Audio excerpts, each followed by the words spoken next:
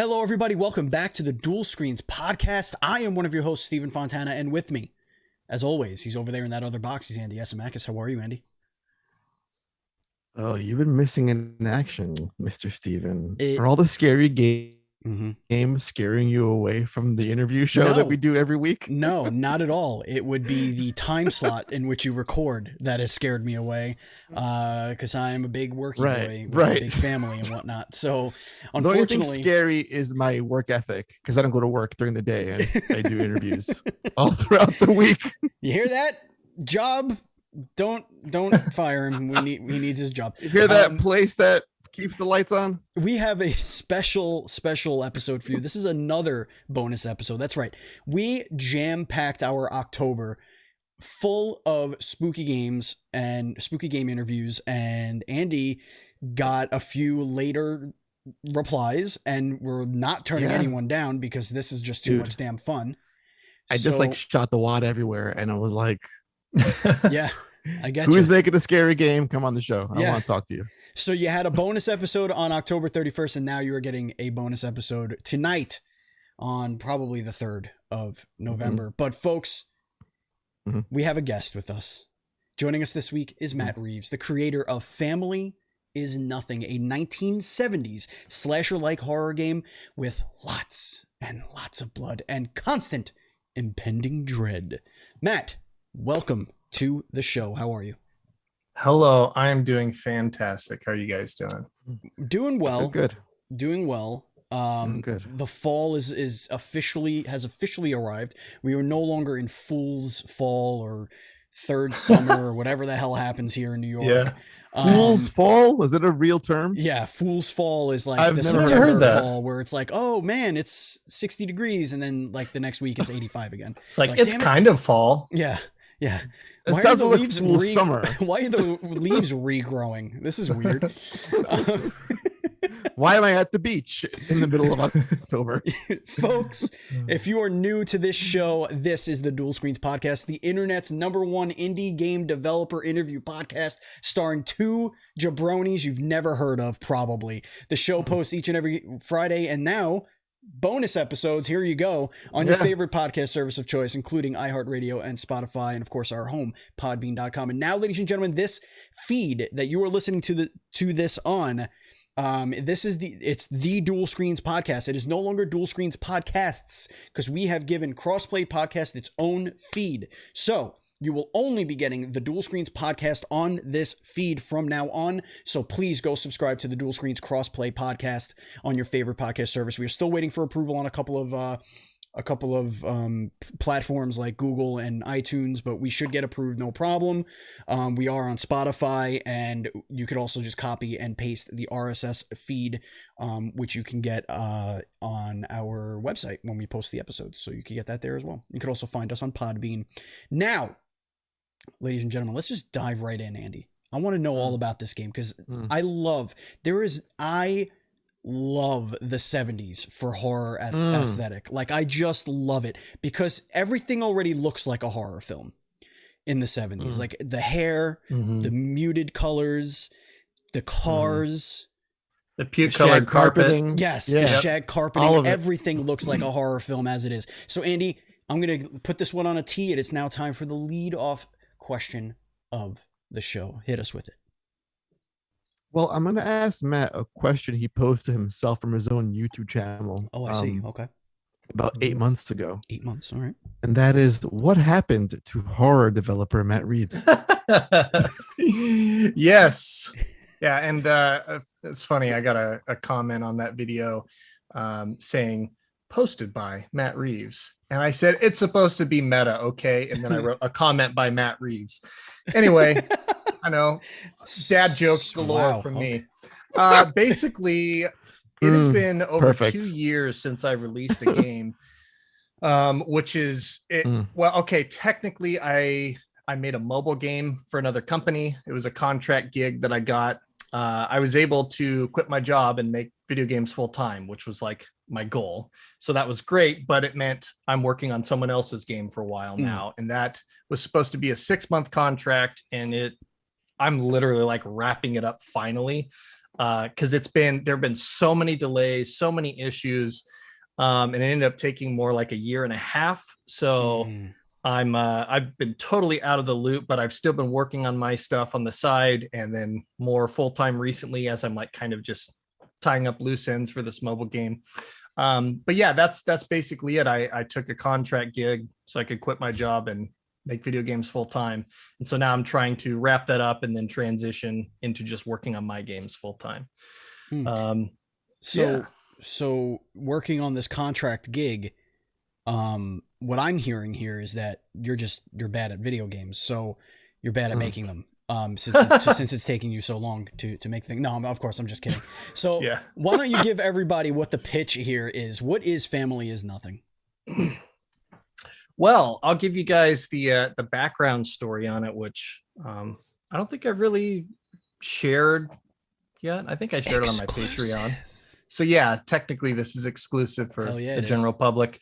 So last Halloween, every October I always go, oh, I should do something cool for Halloween. And then I look at the calendar and I'm like, oh, Halloween's in like 3 days.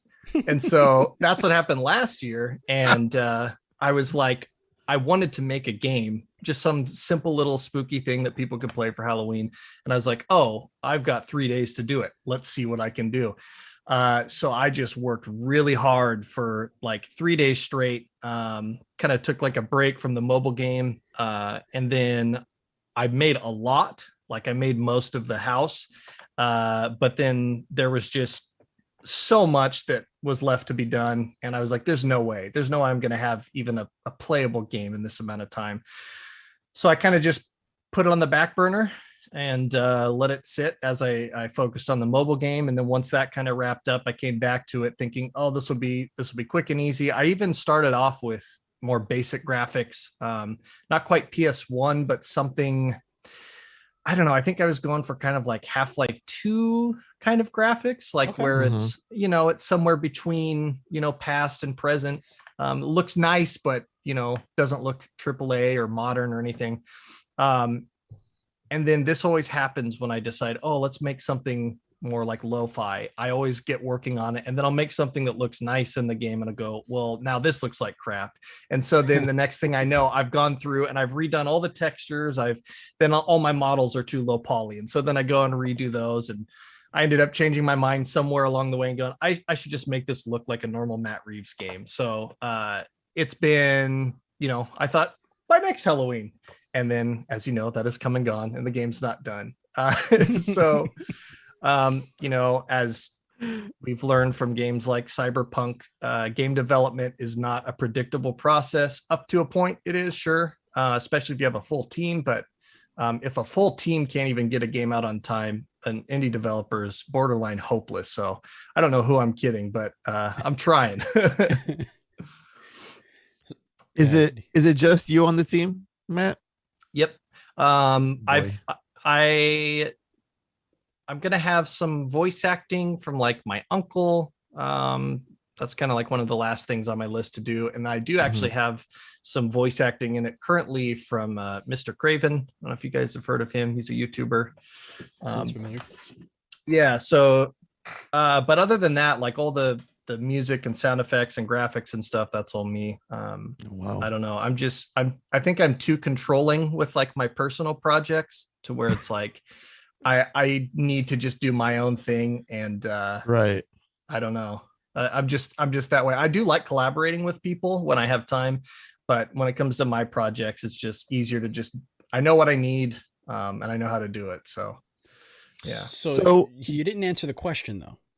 Yeah. Oh, right. I'm like, okay. Now, real quick, just to throw this out there, I'm a rabbit trailer. We will go down so many rabbit trails, just so you know. That's fine. Yeah. And I'm here with you. The ADHD brain that I have in here can follow the bouncing ball. But reel me back in. What was the question? What is the game? Like, what are we doing in this thing? I'm trying to think of like what I can say that doesn't give it away. I've kind of made the game in such a way that as soon as you start playing, it just kicks off right away and stuff starts happening.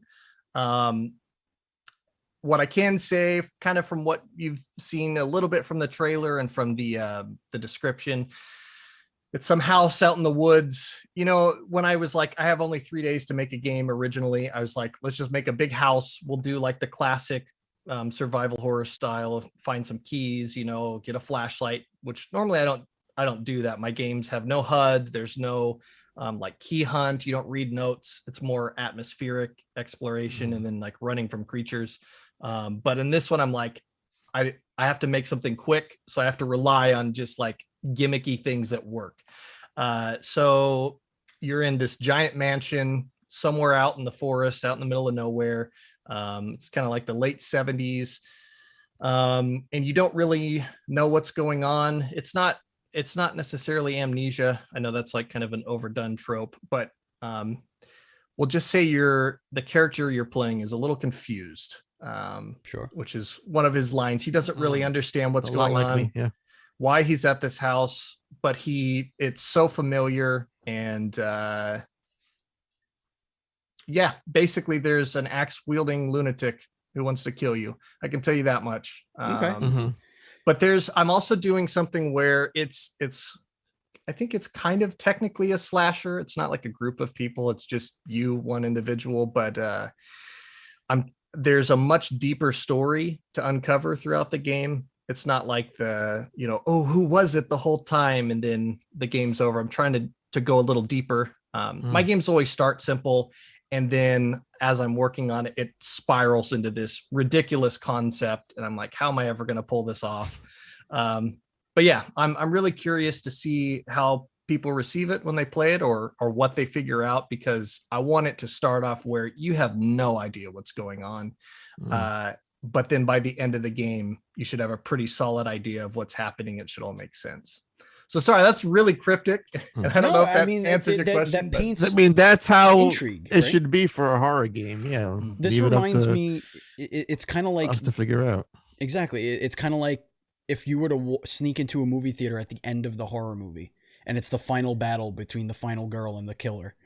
Like, it's mano a mano. It's time to let's piece this together. What the hell's going on? The guy's crazy and I'm here with the bleeding head. All right, let's do this. Let's figure this out. And I'll say this too. I assume you guys discovered me because of this game, right? Yes. So I have like 6 games on my itch.io page. So for people who have like played my other games, they'll kind of understand, what to kind of expect from this game. I make really bizarre games. They're usually really cryptic and confusing, but when I have a chance to explain it, they always make sense. And 5 of my games, I think there's 5. I think I have 5 jam games and 1 demo on my itch.io. And all of the jam games, same thing I said happened. I start off, I got a week to make something. Let's just, do something simple. And then the next thing you know, I've got this overly complicated story. And I'm like, how in the world am I going to tell this in a short game that I have a week to make? So, 2 of my games, I've gone back to YouTubers who have played them and then left a comment explaining basically what's going on. Because usually people play and be like, that was cool, but that was kind of strange. I don't really know what was going on. Then I leave a comment and they're like, oh, that makes so much sense. So this is going to be the first full game that I've released. So my intention is to make something where I don't have to go leave comments for people to understand what they just experienced. Does that make sense? You have a comment from Matt Reeves. Like I did acid. There's your explanation. Yeah. It sounds that's like a bit of a risky take, because I feel a lot of people, like when they play a narrative game, like you want to leave enough breadcrumbs to sort of piece together what's going on. Do you leave things intentionally cryptic where it's like, I cannot get what's happening unless I consult you about the plot, or it's in your games? I would say look deep enough for what's really happening. Oh, sorry. You cut out for a second. Okay. I would say that I haven't released enough games to really know that myself yet. Because most of my games have been jam games. And this is, like I said, this is like my first full game. So I'll have to I don't know, there's kind of a disconnect in, I know what all is in this game and it all makes sense to me, but for someone who doesn't and they play it, like how much of it is going to be obvious and how much of it is going to be like too out there. So I don't really know yet. I think I'll get a sense, probably the first week that it's out and people start playing it. I like there to be things that, like are not obvious, but are discoverable. I like the idea of releasing something that people like me who like to search and hunt things out and be like, what does this mean? This has to mean something, I love putting stuff like that in my game because usually most things that you'll see in my game have some kind of purpose or metaphorical meaning. But yeah, usually it's just a confusing tangle of random weirdness. So yeah, I guess we'll just have to see what how much people can pick up when they play it for the first time, but I don't really know. Interesting. Yeah, because I've watched like hour-long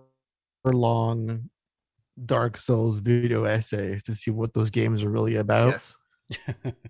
It's all in the game, but it's just you have to really, you gotta read item descriptions sometimes. That's a lot of shit to go through.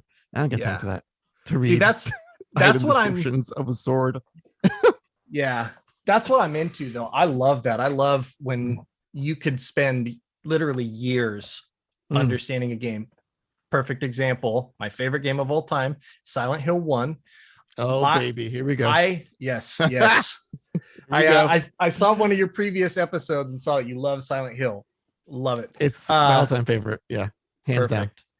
Down. So I beat Silent Hill 1 when I was 12. I'm 33 now. So I've had basically since the game came out, I feel like I'm still learning new things about that game each year.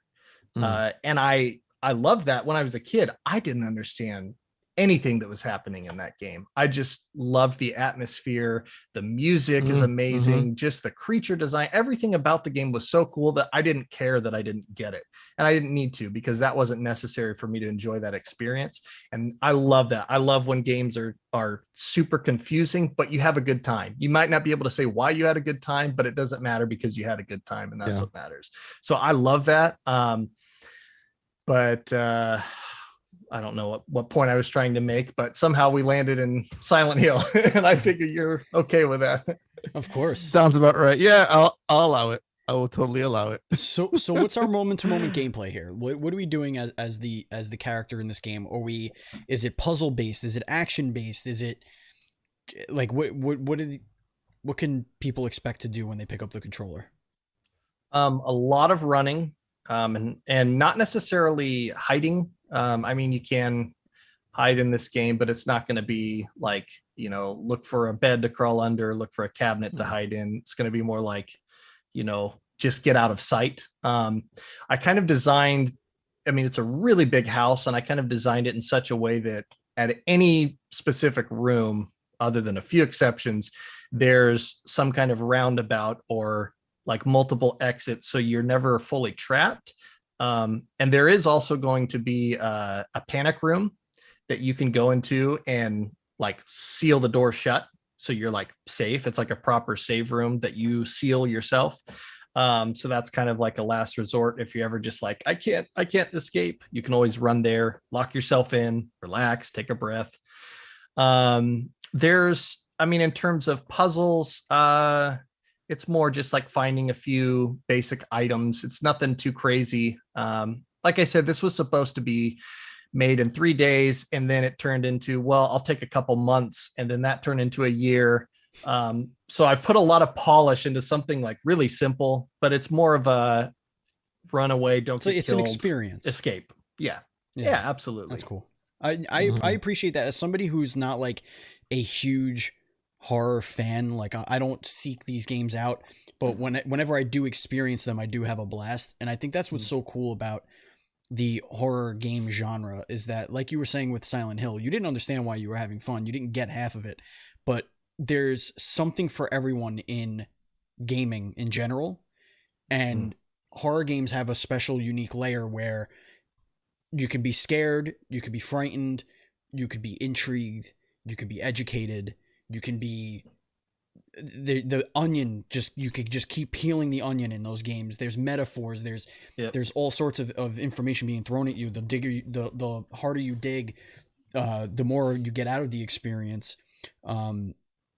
So that's something I always appreciated with the genre. And I never played PT, but I hear like that's pretty much the purpose of PT, is just it's an experience. You're not really, it's not about what you do, it's about what you feel, it's about what's around you, it's about experiencing that universe for as brief as that was. Mm-hmm. Yeah, absolutely. And which, by the way, PT, rest in peace. That was such an amazing experience. I fortunately was able to play it before it disappeared off the face of the earth. And it was so funny too. We were playing it, and we had a buddy who was like, "This game isn't scary." I'm like, "All right, you play." And he was holding the controller as far away from his body as he could. He's like, "Okay, I don't want to play this anymore." But yeah, and he wasn't the type of person to be into horror, you know? And so it's like you said, it's like, it's amazing how, well, I have this theory about that. I think there's a parallel between like horror movies and metal music. Do you guys like metal at all? Sure. Mm-hmm. Yeah. Oh yeah.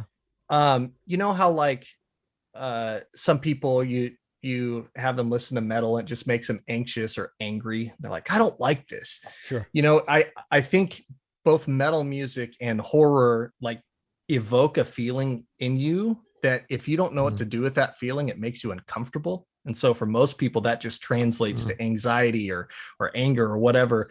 But if you know how to like channel that, it's like free adrenaline, you know? And with horror movies, like think of those people that like are so easily scared, but they love to watch horror things and like scream, you know? Yeah. There's just something about it that it gets your adrenaline pumping.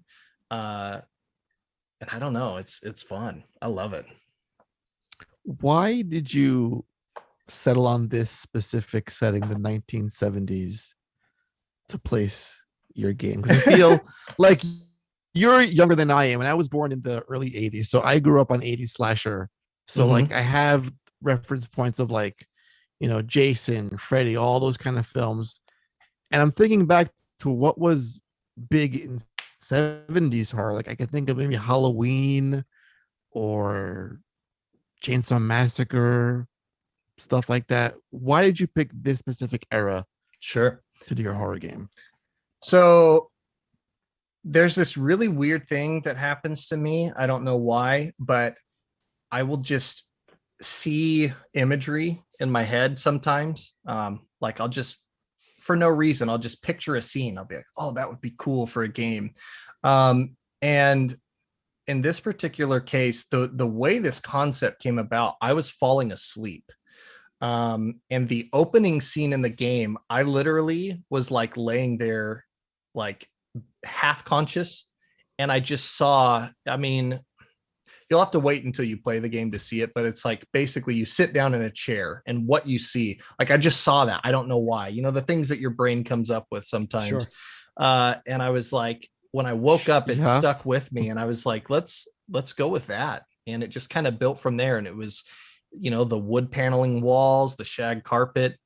And also I haven't done anything in the 70s. You know, like I have one game that's technically in the 80s, although I don't think anyone noticed that. It's one of my jam games, and there's like a car, and on the license plate, you can see like the years in the 80s. But I was like, let's just do something different. So even though I'm not super familiar with the 70s, obviously, like I did a ton of research, lots of Googling, looking for the most 70s looking attire and you know, furniture and things that I could make. So yeah, it was kind of arbitrary, kind of just something I saw in my head. There's actually two parts of the game that were from things that I just, you know, one of them I was totally awake, and I don't know why, this imagery popped into my head, and I was like, that would be really cool for a game. So Go ahead, Andy. I think you fell asleep one night watching a Three's Company marathon at Nick at Night. And That's possible. That is possible. there's something about those images got like the 70s and 80s, I think, lends itself really well to horror because it's still a relatable people. Like, people are still recognizable in the culture, but also the technology is that where, you know, you don't have an instant cell phone where you can just call for help. There's, you know, there's no internet. There's no, like, all of that is yet to come, but the people are still recognizable in this. So there's a vulnerability there that you could relate to in especially the late 70s and throughout the 80s. Like, when you look at classic films, like those older horror films, everybody's in a trench coat and a derby, and you're like, nobody acts like that. That's not, those people aren't people. Like, they're not real. Yeah. They're on a stage, you know, doing a play or whatever. But then when you look at The Shining, you're like, that family is cut off from the world. Yeah. And he's a normal dude who's going bananas. This could happen to me. I could be him. I could go cuckoo for Cocoa Puffs here and just start trying to want to kill people. So that is my favorite time period for these kinds of films and games. I think you can even get away with early 90s too. Like pagers and you know, the occasional cell phone and, you know, whatever. Yeah, I was actually thinking about that. I watched the original Halloween the other day, and it's funny how, like, there are certain movies from that era that, like, that setting, that just whole thing wouldn't work today because of cell phones. You know, it's like back then they pick up the landline and the line's cut. They're like, oh no, and nope, That's no it. phone. You're done. Whereas now it's like you're under a sheet and you're texting in the light of your cell phone, help, or calling 911. You know, and there's nothing. A killer's not going to go to the, you know, nearest transformer and take that thing out. He's not taking down a cell tower anytime soon. So yeah, that's something I was thinking about. And the Shining, I would definitely say, in terms of the 70s, that's probably my biggest influence. I love that movie so much. Yeah, and I actually took different reference images from the movie as I was working on this game, because I feel like that just, even though I was never alive in the 70s, like, to me that's like the 70s. I don't know, or I guess the 70s in terms of horror. Do you have the hotel carpet pattern in your game? I have to ask because kind of, yes. Kind of, yes. Okay. The like curtains, I thought about, well, I didn't want to put the exact pattern in it, you know, both for reasons of, like, I don't know if that's somehow copyrighted and I could get in trouble, but also I don't want to directly rip it off, but I want something that if people saw it, they'd be like, oh, that's like the Shining carpet. So I kind of made my own pattern that's, you know, based on hexagons. Just as unnerving. Yeah. Well, I was going to say, you should go play, what's that game called? 12 Minutes. The opening scene's like hallway is the Shining carpet. And I'm just like, oh, there it is. It's just there.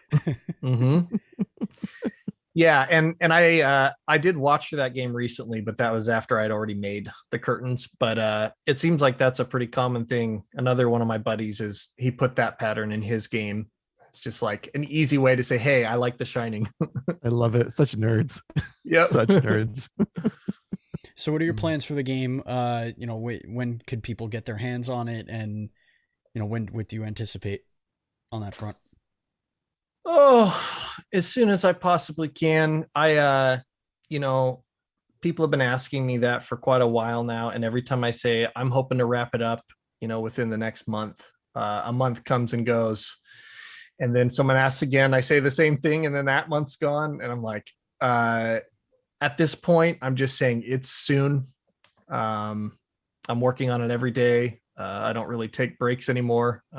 It's like, this is my life right now, trying to finish this, and then I can move on to the next project. So I don't have a specific date yet, but yeah, as soon as I possibly can. It's a lot of work. I tell you what, man, you throw a Santa hat on the killer, some Christmas lights, you got a Christmas release right there, man. Good God. Yep. Just some sleigh bells. You're done. Well, man. if I did that, then people would it's think spelled slay, like SLAY. yes. Yeah, if I did that, then people would think, oh, this has to stupid. do with Christmas, and it doesn't. But I would love to do that as like a in December, add that as an update for fun, like Killer has a Christmas hat. You should probably put the game out then, because December's around the corner, friend. I know. Unless you're talking about December 2021. No, I meant like next year. I get you. I get it. I understand. Yeah. So what's your Itch.io page and all that stuff? Where can people find all of your previous games and everything like that? Yeah, I believe it's itch.io/Matt Reeves. Let me double check. That does sound right. You also have Family's Nothing on Steam that you can wishlist it. And okay. You also have a Patreon. I do. Okay, so sorry, it's mattreeves.itch.io. Okay. I always forget which ones, it's the website and then the name, or the name and then the website. Patreon.com/Matt Reeves. If you look up on Steam, Family is Nothing. I'm not going to tell you the URL because I don't know. It's long. Store.steampower.com/app/1674330/family_is_nothing/.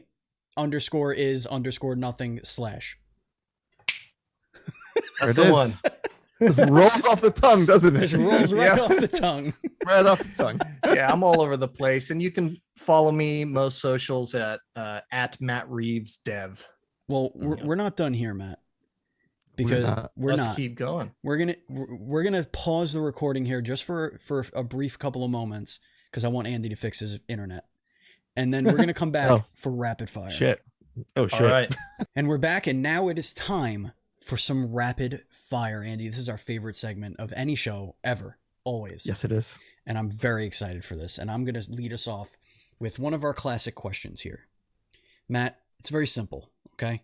These are whatever comes to your head. You could think about it if you want. It doesn't matter. But this is going to be the indicator of what kind of human being you are. That's what this line of questioning is all about.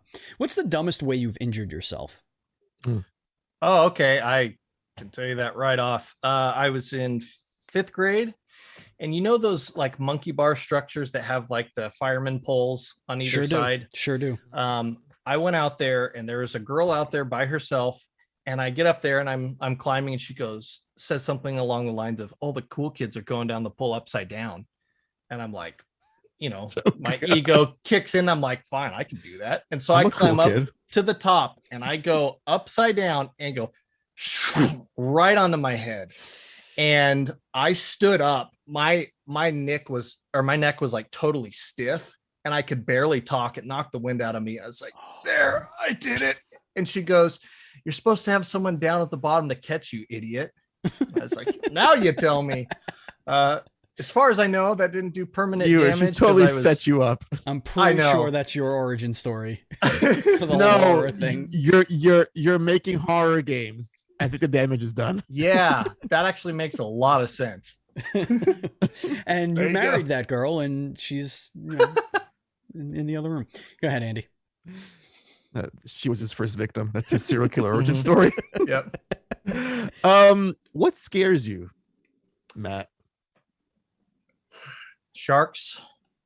Really? Wow, back-to-back sharks. Okay. Honestly, Interesting. I will say this: not much scares me anymore. I kind of got to a point where things didn't really scare me anymore. I kind of numbed myself to horror and things like that. And then I got married and had children. Now, like anything happening to them or me being taken from them, there is nothing more terrifying to me than that. That is sharks. Dear God. Or sharks. Think about it. Sharks have completely black eyes and rows of sharp fangs. That is literally a horror. So I would think that Jaws the Revenge is like the worst, because the shark is hunting the family in that movie. My TV just. I haven't seen that one. I do love the first movie though. Yeah. All right. I'm gonna give you another quick question here. Marvel or DC? I I was never much of a comic guy, but in terms of comics, I would probably say DC, and movies, Marvel. Because I'm not really much of a comic person, the DC movies I've watched, other than like the Nolan Batman movies, but like the more recent stuff, I just didn't understand anything that was going on. Although Aquaman, neither did they. I really enjoyed Aquaman. I did not expect to. Yeah. It was because it was a coherent movie with a linear story that had a beginning, middle, and end. And had to do with James Wan. So yeah, and it wasn't 4 touch. hours long. Yeah. There you go. Yeah. But even then, I'm not really into like the superhero stuff. Like I've enjoyed the Marvel movies, and I've seen a lot of them, but I'm way more into like horror, violent, gory stuff, and the clean, polished, like let's fight and look like our hair's still nice and clean and straight. Just not my vibe. I like gritty. Okay, so with that said, Daredevil, the series, that was great. Now that's my vibe right there. Yeah. If we're gonna get into like superheroes, that's it for me. You like the grounded stuff. Yeah. Go ahead, Andy. Like the gritty. You mentioned James Wan. Did you watch *Malignant*? I did, and I freaking loved it. Oh my God. It's like the best, worst movie I've ever seen in my entire life. And you know what? Like the things that people didn't like about it, I didn't care about. I was there for the whole thing. You see, here's the thing about me. When I go see a movie, I don't bring my script at my side and all these expectations of what the movie's going to be. I just go and I go, this is going to be whatever it's going to be, and I'm going to try and enjoy it. And because I did that, I had a blast. And I love that someone let him make that movie. Somebody gave that the green light. Yeah, I don't know anything about it, but Steven, you got to watch it. It'll change your life for the better. Speaking of changing your life for the better, Matt, would you rather have the power of flight or invisibility? Flight. I've always loved flying. I think my earliest time on a plane, I was like 2 years old. I love flying anywhere. It's just so much fun. And the idea of just like being able to just soar out into the mountains and go wherever you want and do whatever. I just love that. So definitely flight. I don't care about being invisible.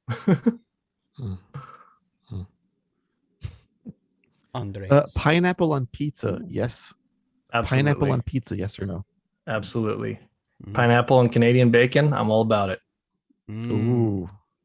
Are you Canadian? I don't know that. No. I don't know that I would do just like pineapple and cheese, but like the Hawaiian style pizza. Oh, I love it. Well, the bacon saves it in that scenario. That's what's going on there. Course. Like, it could be anything else with the bacon. Sure. Fair enough. If you could go, would you rather go anywhere in time or anywhere in the present instantly? So teleportation or time travel? That one's tough. Because like I think we kind of glorify the idea of traveling to the past, like, oh, that'd be so cool to go back into the medieval ages, but then you're like, well, realistically, no, that wouldn't be I don't cool. want to Like, die of fever. Yeah, exactly. Well, you'd bring back your immunizations and you know what I mean, your sure, your antibodies, so maybe you could survive it. Who knows? Yeah, I love like the medieval era, the music, the castles, all of that. So I guess I would say I'd rather just go to Europe right now and go look at what's left of that era. It's fair. Yeah. What was the last horror game that let you down? That just didn't quite deliver? I think it would have to be Visage, actually. Ooh. Yeah, I was so excited for that game. And to be fair, I haven't played it all the way through, so I don't have like a totally fair opinion. And I played it before it was a complete game, so there's that too. But it's in my Steam library waiting to be played. I played the first chapter after following it for like 2 years, highly anticipating it. Loved it. I thought Lucy's chapter was amazing. Then I played Dolores's chapter. I played it for like 2.5 hours. Didn't know where I was, what I was doing. I don't know if I bugged myself out of being able to complete it, because I talked to a lot of people that happened to. There were so many bugs that like they literally couldn't complete that chapter. And I think that happened to me. But it just, even by that point, I was like, this didn't impact me the way that Lucy's chapter did. And I don't know if it's that the charm wore off by the time I got to the second chapter, especially like waiting that long, or if it's just the first chapter was way better. I don't know, but I'd still have to play the whole game. But yeah, I haven't felt like a strong need to since that. So yeah, I think definitely that game. Okay. You get a letter that you have to go and assassinate, basically like a top politician or whatever type person. You're allowed to have one partner, and it has to be a horror icon. Who are you taking with you to assassinate this person? Ooh. I think I would say Candyman. Interesting. You want the supernatural? Okay. His ability to talk to people like almost omnipotently, where they can just hear his voice. He can just show up anywhere, and then like, okay, so in the original Candyman movie, have you guys seen that? Yes. That movie? Yep. That's like yes. top. That might be my second favorite horror movie of all time. The scene where he shows up and kills the like psychiatrist, and then he just like crosses his arms and like flies backwards out the window up into the sky, who knows where, like just goes wherever he wants. So definitely that dude. He's freaking Dracula. Yeah. Andy, we got time for a couple more. Yeah, but the risk there is like they'd have to summon him by saying his name in a mirror. I just go hide in the bathroom and go, Kinnaman. There you go. Yeah, because he's not. But how, is he gonna? Well, I guess it depends because scenario. No, Matt would be Candy Boy. But yeah, because that's the thing. Because remember, Helen summoned him, and he would have to be like, I would have to be his Helen, I guess, for that to work. So if that were the case, definitely. Yes. Andy, I'm curious. Who would you pick go assassinate somebody? Oh, I was gonna answer. I'd pick Chucky. It's a doll. You just plant them somewhere, and then that's it. He'll do the whole job for you. Yeah, no, I do. If like the target's got a kid, it was you put the doll in the little brown paper wrapping with the bow on the doorstep. There you go, and then just go to bed. Job's over. Go to the beach. Have a cocktail. I'm assuming, at that point. I assume that whoever I'm killing is geriatric. So I'm going with the Blob, and I'm disguising it as a Jell-O mold. Nice. Go for it, man. Just eat up the whole damn place. Yeah. Yo, the Blob killed kids, dude. The Blob ain't no slouch. That's a one fast motherfucker. Just go. That can kill everything. As long as I have my anti-Blob suit on, I'm good. The Blob is a good movie. No, that's the Ice Cube. That's all you need to fight the Blob. Oh, Matt. That's like in the holy trinity of horror remakes. It's the Blob, the Thing, and the Fly. Those three movies are like the best horror remakes you can watch. Now, do you say the Thing? Best. Well, the Thing remake was technically a prequel. Is that why you say no? It's the best? The John Carpenter. No. John Carpenter thing is actually a remake of. Yes. Gotcha. Okay. Which, by the way, the 2011 Thing. That prequel was trash. Oh, I loved it. It went seamlessly into the original. Why? With the CG monster effects? I know. Look. Yeah. Okay. Look, I give it some points for that. I can forgive that. Frickin' I know nerds. that's like totally against what the Thing stood for. No. The practical effects were brilliant. But end as the a Zoom movie, call right now. I'm fired. I'm sorry. Well, before you guys go full nerd and fall in love with each other, we have the final question here, Andy. All right. The final It's question. just they use the metal fillings of their teeth as like the blood test fill-in. It's the same movie. It's so Yeah. unoriginal. But I digress. Yes, please do digress. Okay. Matt, this is the final question. It is pretty much the hardest question you're going to have to answer in your entire All life. right. Mhm. Entire life. Naming your children, easy peasy. You know what I mean? Asking your wife to marry you, easy, simple. Anything else you've ever had to do, just easy. Pick a university, whatever. But this one, this is top tier. And it's a simple question. As a matter of fact, babies have answered this question before. The question is, Andy or Steve? Oh, how Camera dare one, you? That camera is a two, hard Camera question. one, camera two, camera one, camera two. Well, seeing as I just met both of you, how am I supposed to pick? Well, you have a lot That's in the common with beauty of Andy the with the whole question. horror thing. How about neither? Acceptable. That's acceptable. an answer. That is acceptable. Yeah. I've talked to Andy Right. the most, so if I had to pick, and we both love The Thing and Silent Hill, so Yeah. you said There you horror's go. not really Yeah. your thing, so Yeah. if you're making me pick. I mean, but here's the thing. I am There your it is. target victim, though. Like, you have an audience that likes it, and then you have the victim who you could really torture with your games.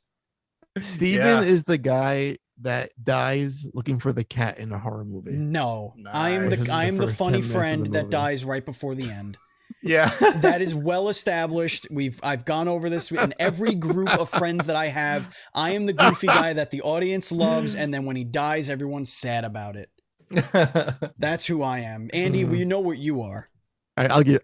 You're the hot opening girl. Like, it's so easy.